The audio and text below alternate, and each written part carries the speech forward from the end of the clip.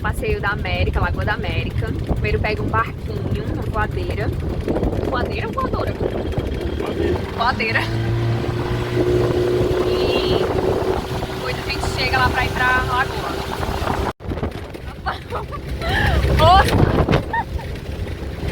O sofrimento! Gente, é chuva e é água. Oh, e é água do rio. É um vento.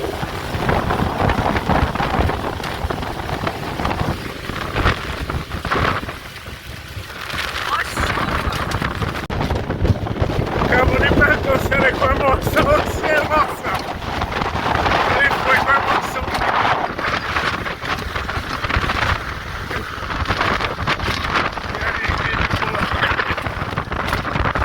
E a bola continua. Quase impossível falar e não mandar.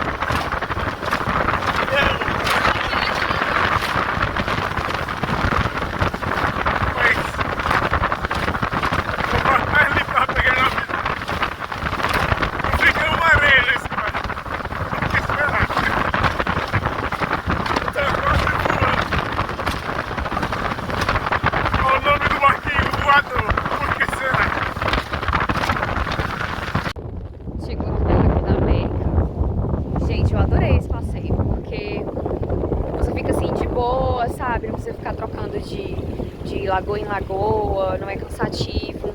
Só é cansativo assim, o barco, né, porque hoje tá ventando muito mesmo, mas super compensou. Vou mostrar ela aqui pra vocês.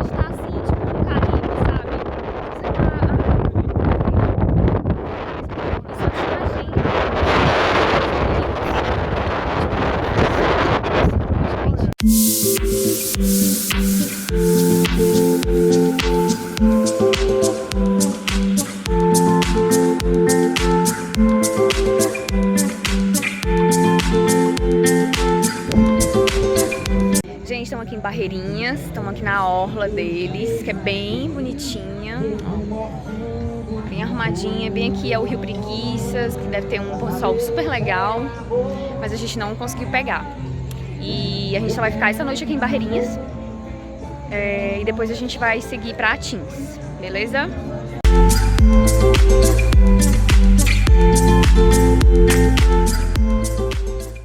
Estamos indo agora para Atins.